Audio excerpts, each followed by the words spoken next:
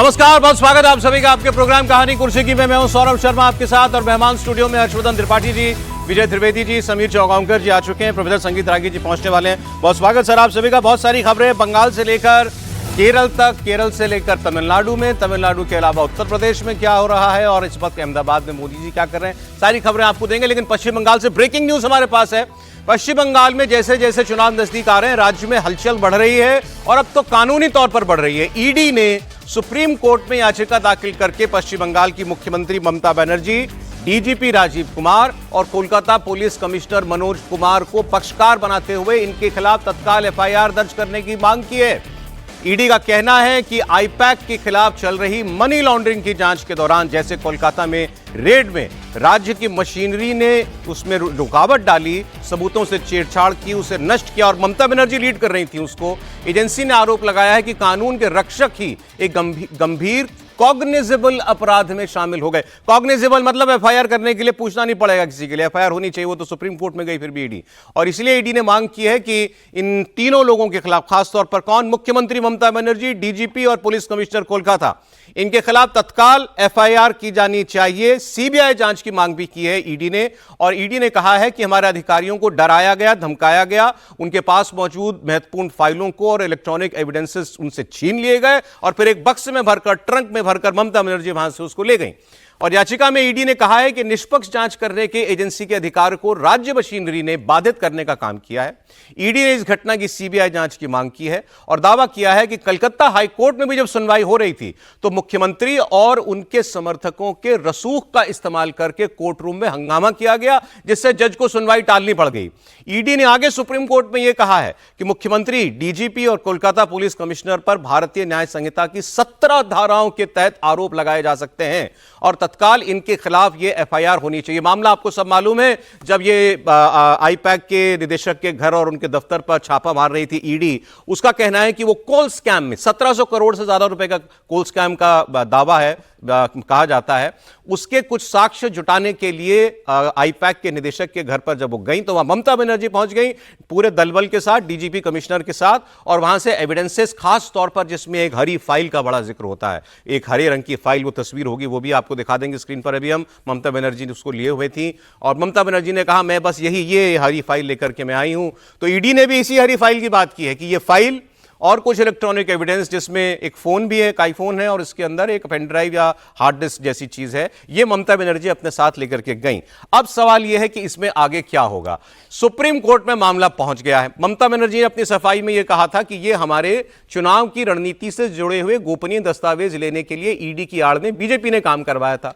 और ममता जी ने यह भी कहा था, जब ये उनके खिलाफ बहुत शोर मचने लगा कि एक मुख्यमंत्री ऐसा कैसे कर सकती है, एक केंद्रीय एजेंसी की जांच में जाके बाधा डाले, तो उन्होंने कहा मैं मुख्यमंत्री के तौर पर नहीं गई थी, मैं गई थी एक पार्टी की मुखिया के तौर पर, क्योंकि मेरी पार्टी को चुनाव में जाना है और उसके गोपनीय डिटेल्स जो हैं चुराने के लिए वहां पर ईडी पहुंची हुई थी। तो ये अभी अभी सुप्रीम कोर्ट का अपडेट हमने आपको दिया है। इसके अलावा बीजेपी तो यह मांग कर रही है कि अरेस्ट होना चाहिए ममता बनर्जी को, ममता बनर्जी को गिरफ्तार किया जाना चाहिए। यह बीजेपी जो है वो लगातार मांग कर रही है।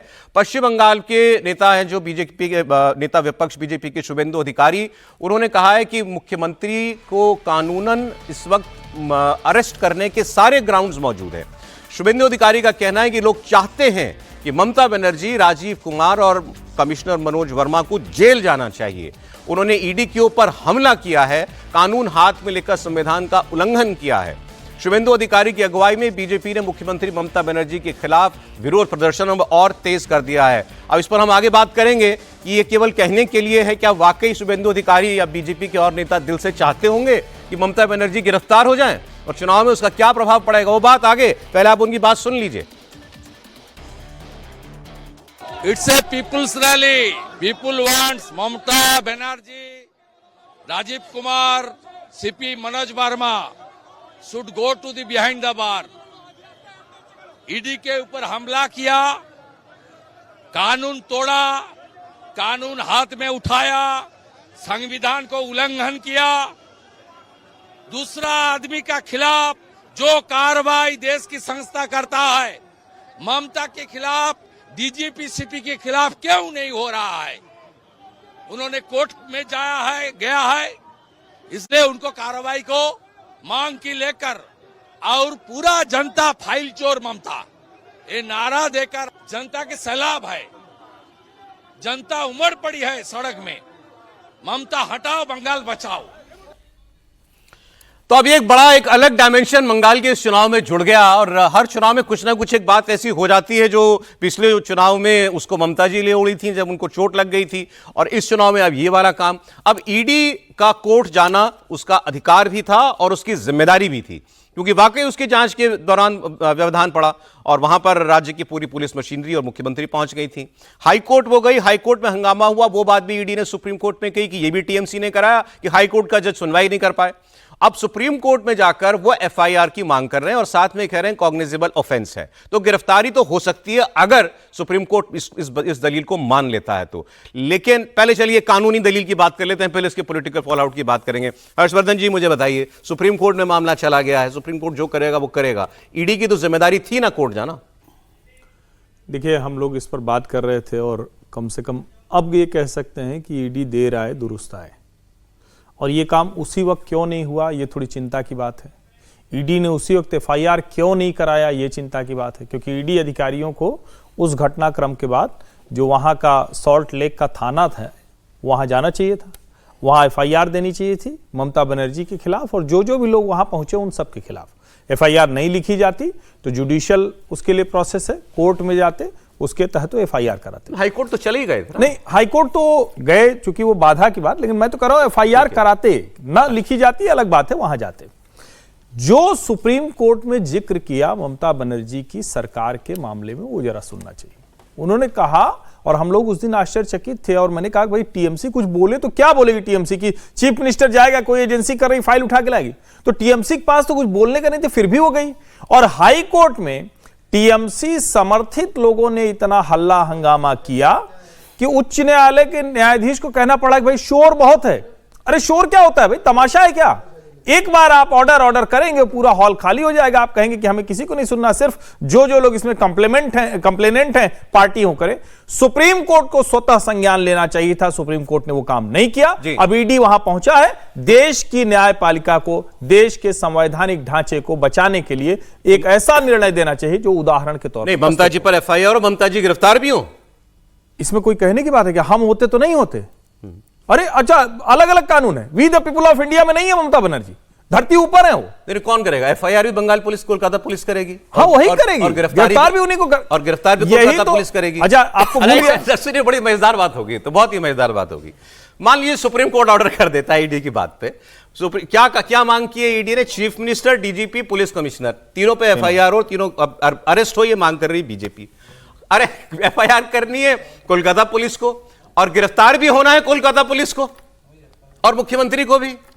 भाई ऐसा घटनाक्रम तो मुझे नहीं पता कौन सी दुनिया के किसी देश में हो, भारत में तो नहीं हुआ। नहीं, लेकिन ये बताइए, भले ही केंद्रीय एजेंसियों ने किया था, क्या Narendra Modi DGP, commissioner, DCP सबको लेके पहुंचे थे क्या? जब वो पहुंचे थे, जिनकी जब 8 घंटे 10 घंटे पूछताछ हुई थी, उस आदमी तो नहीं कहा नरेंद्र मोदी, तो उसका उदाहरण। मोरालिटी नहीं, लीगैलिटी पूछ रहा हूं मैं। लीगैलिटी के तौर पर ये इलीगल किया है। मैं मोरलिटी तो नेता कहां होती भाई, आप भी मतलब अब आप ऐसा बुलवा देंगे अभी सब ट्रोल करेंगे। ठीक है, मोरलिटी जैसी चीज नहीं है, इलीगल है, फेडरल स्ट्रक्चर पर सबसे बड़ी चोट है, तुरंत गिरफ्तारी होनी चाहिए। मैंने एक दिन कहा था मेरी नजर में तो एक कॉन्स्टिट्यूशनल क्राइसिस है। बिल्कुल। अब ये जो सुप्रीम कोर्ट गया मामला क्या है? ये सुप्रीम कोर्ट जाने में कोई आपत्ति नहीं, बिल्कुल जाना ही चाहिए। जज साहब कहते हैं कि भाई खाली करिए कोर्ट को, और अगर नहीं कर रहे तो उस समय वो डीजीपी को कह सकते थे कि इसको खाली करवाइए, कोई इतना मुश्किल काम नहीं था। वो क्यों नहीं किया गया वो तो अलग इशू है, और सुप्रीम कोर्ट क्या फैसला करेगा वो तो सुप्रीम कोर्ट देखेगा। वो लीगल बात पर हर्षित बात करिए, मैं इसका पॉलिटिकल फॉल आउट की बात करता हूँ। चलिए, मतलब लीगल तो अब सुप्रीम कोर्ट में है, तो अब हम उस पर क्या बोलेंगे। लेकिन अगर ममता बनर्जी को गिरफ्तार करने की बात हुई या गिरफ्तार किया गया, भले ही सुप्रीम कोर्ट के आदेश पर भी, तो ये बीजेपी के लिए सुसाइडल मोड होगा, ये मैं देख रहा हूँ। और बंगाल के लोगों के लिए ममता बनर्जी को हीरो बनाने का एक और बड़ा मौका ममता जी के लिए मिल जाएगा। इलेक्शन में तो किसी भी तरह से, यदि जो आज मजबूत दिखाई दे रही हो भारतीय जनता पार्टी, और मजबूत लड़ाई भी लड़ रही है, आप इसको फर्क देखिए। जिस दिन ये सारा मामला हुआ उस दिन जेपी नड्डा साहब, जो शायद आज तक तो अभी बीजेपी के प्रेसिडेंट हैं, अभी भी है, उन्होंने कोई रिएक्शन नहीं दिया। वो कोलकाता में थे उस समय, जिस समय ये सारा घटनाक्रम हुआ है वो कोलकाता में थे, लेकिन उन्होंने अवॉइड किया या नहीं किया, लेकिन मतलब उनका कोई रिएक्शन नहीं आया। और बीजेपी की सेंट्रल लीडरशिप में प्रधानमंत्री जी हैं, होम मिनिस्टर साहब हैं, जो होम मिनिस्टर साहब तो बंगाल को देख ही रहे हैं पूरी तरह से, उसमें से किसी ने भी इस पर रिएक्शन नहीं दिया है, क्योंकि वो इसके पॉलिटिकल फॉल आउट को समझते हैं। आप कह रहे हैं पॉलिटिकली किसी सेंस में बीजेपी के लिए फायदेमंद नहीं है? किसी सेंस में नहीं, फायदेमंद नहीं है, 100% नुकसान वाला 100% होगा, नुकसानदेह। सुसाइडल होगा ये। लेकिन देखिए एक बात तो ये है ना, ये बात हर्षवर्धन जी जो कह रहे थे वो मुझे लगता है सभी इसमें सहमत होंगे भाई, वो कानूनी सही है, हर चीज जो कह रहे हैं वो सही बात है। एक कानूनी हमने प्रक्रिया तो उस में दिन ही बाधा कहा था कि डालना, एक्शन लेना चाहिए। कानूनी प्रक्रिया में बाधा डालना ये एक ऑफेंस है, एक गुनाह है, और इस पर जेल होती है, मतलब सजा होती है, पहले तो गिरफ्तारी होती है। मुझे नहीं मालूम कि चीफ मिनिस्टर को कोई इम्यूनिटी प्राप्त जैसी कोई बात है या नहीं। चीफ मिनिस्टर को नहीं है, कोई इम्यूनिटी नहीं है। अगर कोई इम्यूनिटी नहीं है तो फिर एफआईआर और गिरफ्तारी दोनों बनती है ममता बनर्जी की, इसमें कोई शक नहीं है। उसमें एक चीज है कि ऐसी स्थिति में राज्यपाल से परमिशन लेनी, राज्यपाल से परमिशन लेनी पड़ती है। चलिए तो कराने वाले वो भी करा लेंगे, अगर कराने की नौबत आई तो राज्यपाल साहब तो तैयार ही होंगे। तो ये तो सर वो हो गई ना, ये तो मतलब कि इससे ज्यादा वो क्या हो सकती है कि ममता बनर्जी ने जो चाहा वो कर भी लिया और अब उनको सजा भी मिले तो भी फायदा उनका। मुझे नहीं लगता कि ममता बनर्जी का गिरफ्तार होगी तो उसको भारतीय जनता पार्टी के लिए कोई बहुत सुसाइडल मोड होगा। दिल्ली में जब अरविंद केजरीवाल गिरफ्तार हुए थे तब भी ये कहा गया था कि डी ने अरविंद केजरीवाल को गिरफ्तार किया है, उसकी पूरी सिंपैथी अरविंद केजरीवाल को मिलेगी। और अरविंद केजरीवाल तो उस पूरे मामले को चुनाव प्रचार में भुना रहे थे जिस तरीके से कि अगर आप चाहते हो कि मैं फिर से जेल न जाऊं तो भारतीय जनता पार्टी को चुनाव हराओ और आम आदमी पार्टी को चुनाव जिताओ। तो दिल्ली की जनता ने बता दिया कि भाई हम आपको जेल में ही देखना चाहते हैं, आपने जो किया है उसके लेके। तो ममता बनर्जी को लेकर जिस तरीके से ममता बनर्जी ने किया, मुझे संवैधानिक संकट खड़ा कर दिया। और मुझे लगता है कि पूरे देश की नजर सुप्रीम कोर्ट के ऊपर है कि सुप्रीम कोर्ट पर अंडरलाइन कर दूं, लेकिन आपने बात की कि दिल्ली में अरविंद केजरीवाल को भी जेल हुई, बिल्कुल कोई सिंपैथी नहीं, कोई सिंपैथी नहीं मिली थी उसको, और प्रचार कर रहे थे उस बात को लेकर, कभी उसको सिंपैथी इस बात को लेकर नहीं मिली। मुझे लगता है कि अब पूरे देश की नजर सुप्रीम कोर्ट के ऊपर है और सुप्रीम कोर्ट को तय करना है कि इतना बड़ा संवैधानिक संकट अगर एक मुख्यमंत्री खड़ा कर देती है कि वह जाकर ईडी को धमकाती है, केंद्रीय जांच एजेंसी को धमकाती है, उनकी फाइलें वहां लेकर जाती है, तो क्या वो यह जो ममता बनर्जी ने उदाहरण प्रस्तुत किया है, क्या यह बाकी मुख्यमंत्री के लिए भी एक अनुकरणीय होगा? सुप्रीम कोर्ट को तय करना है कि इसके ऊपर वो कितना गंभीर निर्णय लेती है, क्या टिप्पणी देती है, क्या ऑब्जर्वेशन देती है और क्या तत्काल सुनवाई कर वो, हालांकि ममता बनर्जी ने कैविएट लगाया है कि कुछ भी डिसीजन के पहले हमारी बात सुनी जाए, लेकिन मुझे लगता है कि इतना गंभीर मामला है कि इसे लंबे समय के लिए लंबित नहीं किया जा सकता। सुप्रीम कोर्ट तत्काल इसे विचार करे और जो भी ऑब्जर्वेशन है वो तत्काल करे कि सबसे पहले ममता बनर्जी की हिम्मत कैसे हो गई कि एक जांच एजेंसी के काम को रोका जाए, फाइल ले जाए, मोबाइल ले जाए, सीडी और पेन ड्राइव लेकर जाए। मुझे लगता है कि अब केंद्रीय गृह मंत्रालय को भी हस्तक्षेप करना चाहिए कि वहां के डीजीपी और पुलिस कमिश्नर को तत्काल दिल्ली ट्रांसफर किया जाए जिस तरीके से उन्होंने। इसमें अपडेट मैं दे दूं फिर आगे बढ़ते हैं। अपडेट इसमें यह है कि कोलकाता पुलिस जो है वो ढूंढ रही है ईडी के कौन कौन से अफसर थे उस जगह पर जहां छापा पड़ा कि उनके खिलाफ कार्रवाई करें, तो उन अफसरों के वो पहचान निकाल रही है। और इधर से गृह मंत्रालय ने ये पूछा है कि ये बताओ वहां से कौन कौन सा अधिकारी आया था, बंगाल का कौन कौन सा अधिकारी उस घर में आया था रेड करने के लिए या ये सामान लेने के लिए। तो दोनों तरफ से अभी अफसरों पर भी गाज गिरना जो है वो भी पूरी तरीके से लेकिन कानून साफ कर रहा है, वो मैं वही देख रहा, प्रेसिडेंट ऑफ इंडिया और गवर्नर के अलावा किसी को नहीं है, और सीआरपीसी और उसके अलावा सीबीआई, ईडी या पुलिस का कोई भी क्रिमिनल मामला हो गया तो फिर कोई इम्यूनिटी नहीं है। सदन चल रहा होता तो उस वक्त जरूर इम्यूनिटी होती। चलिए अगली, मैं तो वैसे आज आपको दूसरी खबर से शुरुआत करना चाह रहा था, बड़ी खबर आ गई। अब मैं आपको थोड़ा सा फर्क रखना चाहिए, मैं यही कह रहा हूं कि लीगल मामले में वो लेकिन पॉलिटिकल जो है ना, दोनों अलग अलग इशू है। और हेमंत सोरेन को भी याद रखना चाहिए, यदि अरविंद केजरीवाल को याद कर रहे हैं तो हेमंत सोरेन को भी याद रखें। चलें, अब दोनों उदाहरण हैं हमारे सामने। मैं बात करने वाला था बीजेपी के मिशन साउथ की। दो खबरें इसमें, गृहमंत्री अमित शाह केरल में थे कल, और जो बीजेपी के अभी कार्यकारी अध्यक्ष हुए नितिन नवीन वो थे कोयम्बटूर में, तमिलनाडु में। पहले अमित शाह जी की बात कर लेते हैं। दक्षिण पर इतना जोर, इन दोनों राज्यों में चुनाव है इसी साल, केरल में भी और तमिलनाडु में भी, दोनों में चुनाव है इस बार। तो आप अमित शाह जी की बात पहले आप सुनिए। अमित शाह जी एक तो पूरा जो केरल की जो ट्रेडिशनल ड्रेस होती है उसमें वहां पर वो पहुंचे हुए थे और वहां उन्होंने बात करते हुए कई 2-3 फंक्शनों में उन्होंने बात की थी। तो एक जगह जहां मैं ये सुना रहा हूं पूरी हिंदी में, एक जगह उन्होंने ज्यादा ऑडियंस के लिए बात की तो वहां ट्रांसलेटर भी था। तो ये हिंदी वाला पूरा बयान है उनका। इसमें उन्होंने कहा कि मैं कह रहा हूं कि अगला मुख्यमंत्री बीजेपी का होगा केरल में। आप पूछेंगे कैसे, और आपका सवाल बिल्कुल जायज है। ये भी उन्होंने कहा कि कैसे बन जाएगा मुख्य हमारा, तो फिर उन्होंने पूरा डेटा निकाला। उससे पहले उन्होंने बात की, उन्होंने कहा मैं 15 साल की उम्र से इलेक्टोरल पॉलिटिक्स और डेटा को स्टडी करने की मेरी आदत है, शौक था 15 साल की एज से। तो मैं अब जो आपके सामने डेटा रख रहा हूं, आप मुझे वो देख के बताइए कि क्या ये हो सकता है कि नहीं हो सकता। समीर जी उसमें और डेटा निकाल के दे देंगे। फिर उन्होंने जो लास्ट इलेक्शन का डेटा दिया उसमें कहा इसमें बीजेपी को मिले थे 20% वोट, केरल का जो भी 2024 का लास्ट इलेक्शन था। और फिर उन्होंने कहा कोई भी पार्टी अगर 20% के वोट तक पहुंच जाए तो फिर उसे 40% तक जाने में 5 साल नहीं लगते, यह काम बहुत जल्दी हो जाता है। ये लंबी दूरी जो हमने तय की वो 0 से 20 तक की थी, 20 से 40 में अब देर नहीं है। सुन ले। 15 साल का था तब से इलेक्ट्रोल स्टैटिस्टिक का स्टूडेंट रहा हूं। 15 साल से मैं देश भर में जितने चुनाव हुए उसके चुनावी आंकड़ों को, इलेक्ट्रोल स्टैटिस्टिक को एनालिसिस करने की आदत मैंने डाली है। मैं आपको कुछ बताना चाहता हूं। इन 2014 लोकसभा इलेक्शन भारतीय जनता पार्टी को 11% वोट मिला, 11% वोट, केरल की बात कर रहा हूं मैं। इन 2019 लोकसभा इलेक्शन केरल में एनडीए को 16% वोट मिला, 11 to 16%। 2024 लोकसभा इलेक्शन में हम 16% से इंक्रीज होकर हम 20% तक पहुंचे हैं। और देश भर की डेमोक्रेटिक पॉलिटिक्स का हिस्ट्री होता है 20% का थ्रेश पार कर लेता है, 20% का लेवल पार कर लेता है, उसको 40% तक पहुंचने में 5 साल नहीं लगते हैं। वो जंप लगाकर 20 to 40 जाता है। जंप लगा के 20 to 40। अब उन्होंने कहा यह जंप कितने वक्त में लगानी है?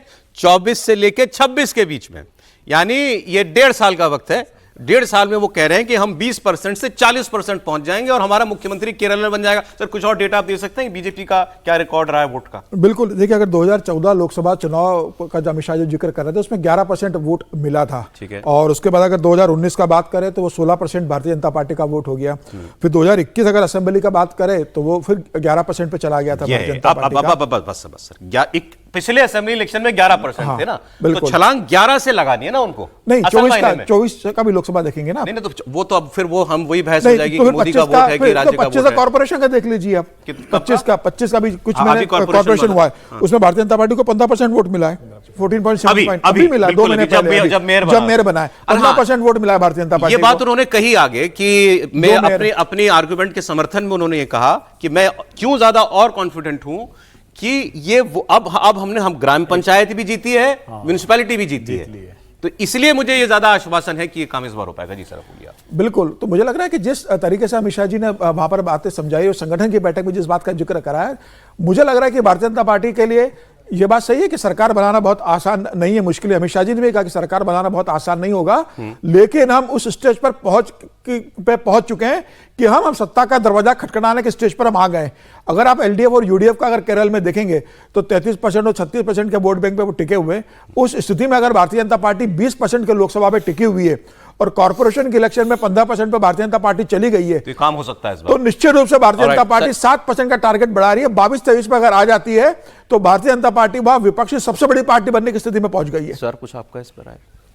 नहीं, अमित शाह जी जो कह रहे हैं, सोच रहा हूं उसमें तो कोई परेशानी नहीं, वो सोच भी सकते हैं, कार्यकर्ता को भी कह सकते हैं, लेकिन वेस्ट बंगाल इसके साथ देखते हैं, मतलब कंपेयर करते हैं, क्योंकि वेस्ट बंगाल से ज्यादा कठिन है केरल भारतीय जनता पार्टी, डेफिनेटली, है ना। अब भारतीय जनता पार्टी को 90s में 2 काउंसलर मिले थे वेस्ट बंगाल में, और जब अडवाणी जी अध्यक्ष हुआ करते थे और अडवाणी जी ने इसको कहा था कि ये ऐतिहासिक जीत है और हम सरकार बनाने से बहुत दूर नहीं है। वेस्ट बंगाल में हमारा दरवाजा की बात है 90s में बोला था, है ना। बोले दावा तब से हो रहा है, दावा तब से हो रहा है, और वो अब कौन सा चल रहा है, 2026 चल रहा है, तो अभी कहाँ पर पहुंचे हैं वेस्ट बंगाल में, ठीक है। पिछली बार भी हो रहा था, आगे बढ़ रहे हैं, लेकिन वो रफ्तार वहाँ पहुँचना 20% से 40% होना, 38% होना, और केरल में तो संघ पिछले 50 साल से काम कर रहा है, सबसे ज्यादा शाखाएं वहाँ पर है, 50,000 से ज्यादा। आपको अभी इस बार फिजिबल नहीं लगता? केरल में तो मैं इस पर चर्चा नहीं करना चाहता। चर्चा ही नहीं करना चाहते आप? जी, इम्पॉसिबल है।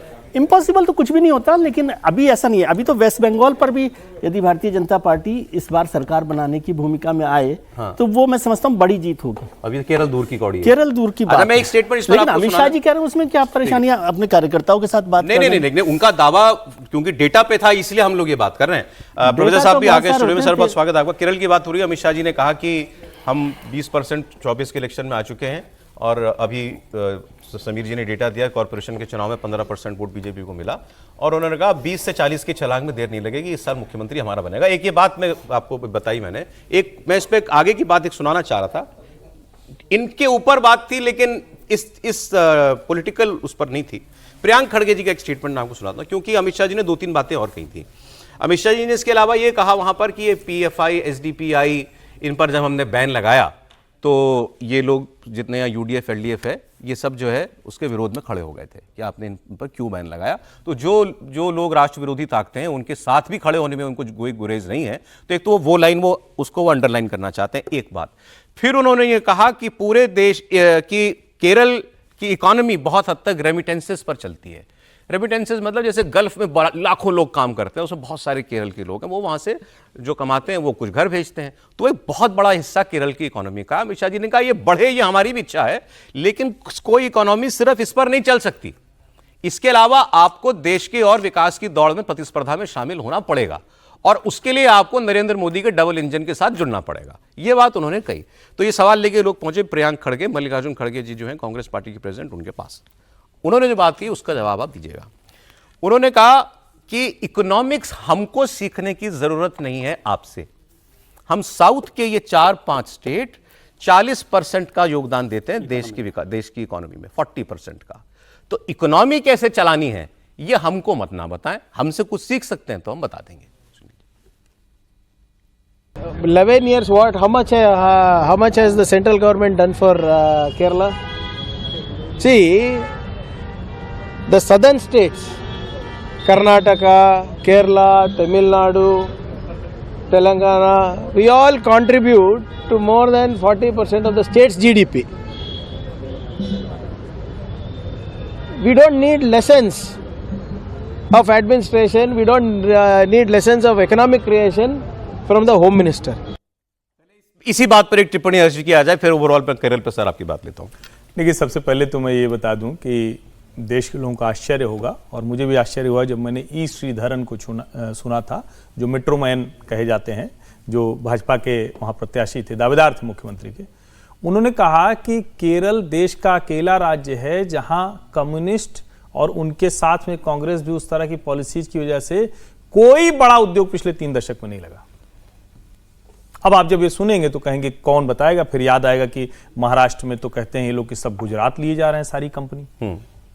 मैं सिर्फ आपको संदर्भ दे रहा हूं। ठीक है, तो केरल जो रेमिटेंस की इकोनॉमी है वो है, छोटा राज्य है इसलिए चल गया। और जो साउथ की स्टेट्स की बात करते हैं तो जो आदमी वहां खड़ा है ना, और मैं तो उस पर भी थोड़ा बात करना चाह रहा था, मित्र लोगों को भी करना चाहिए। अमित शाह आज थोड़ा दूसरे अंदाज में नहीं दिख रहा है, जरा फुल फ्रेम उनको दिखाना चाहिए। मैंने कहा ना वहां पारंपरिक उसमें थे। पारंपरिक नहीं है वो। हाँ। पारंपरिक तो हर जगह होता है। हाँ। अमित शाह का मेकओवर हो रहा है। अच्छा। अमित शाह नेशनल पॉलिटिक्स में नरेंद्र मोदी के बाद वाली भूमिका में अपने आप को स्थापित कर रहे हैं। और आप उसको जरा देखिए उस पूरे कार्यक्रम को। और जब अमित शाह ये कहते हैं कि हम आंकड़ों पर बता रहे हैं, तो भैया वो गुजरात से आते हैं, जो गुजरात लगातार फास्टेस्ट ग्रोइंग इकोनॉमी है। 20% से 40% वोट हो जाएगा क्या 24 और 26 के बीच में? नहीं, ये मुझे नहीं लगता है। हाँ। लेकिन जो बोल केरल में रहे थे, सुन तो लीजिए, बोल केरल में रहे थे। हाँ। निशाना कलकत्ता लग रहा था। आप लोग उसकी बात ही नहीं कर रहे हैं जो मूल बात है। लग रहा था। अरे भैया 40 पे पहुंच गए हैं ना, कोलकाता में 39-40% पे खड़े हैं, तो वो उसको बता रहे। और अमित शाह वो है जो 73 जब आया था ना यूपी में, तो कोई गणित वाला, राजनीतिक गणित वाला नहीं समझ पाया, भी नहीं समझ पाया। We will continue from here after the break. उन्होंने कहा भाई हम पहुंच जाएंगे 40% पर, अगला सीएम केरल में हमारा है। आप सहमत हैं इस बात आंकलन से? देखिए, थोड़ा ये अतिशयोक्ति लगती है। ठीक है। यदि आप प्राइमा फेसाई जिसको कहते हैं ना, कि यदि कहें तो लगता है कि बहुत बड़ी अतिशयोक्ति है। लेकिन जिस प्रकार से क्रिश्चियन कम्युनिटी का झुकाव, एक बड़े समूह का झुकाव भारतीय जनता पार्टी की तरफ हुआ है इन दिनों, और भारतीय जनता पार्टी के केंद्रीय नेतृत्व ने इस ओर अपना प्रयास किया है, यदि वो हिस्सा आता है तो देखिए ऐसा नहीं है कि असंभव है। केरल के अंदर हिंदू लोग भी मजबूरी के साथ कांग्रेस पार्टी के साथ जाते हैं। ये मैं आपको बहुत जिम्मेदारी से कह रहा हूं। हिंदू लोग को जिस दिन ये बात लग जाएगी कि भारतीय जनता पार्टी जीत सकती है, जीतने वाली पार्टी है, वो उसके साथ आगे इस पर और बात कर लेंगे। वैसे उन्होंने ये भी कहा कि जो लोग शबरीमाला का सोना नहीं बचा पाए वो आपको सुरक्षा क्या देंगे।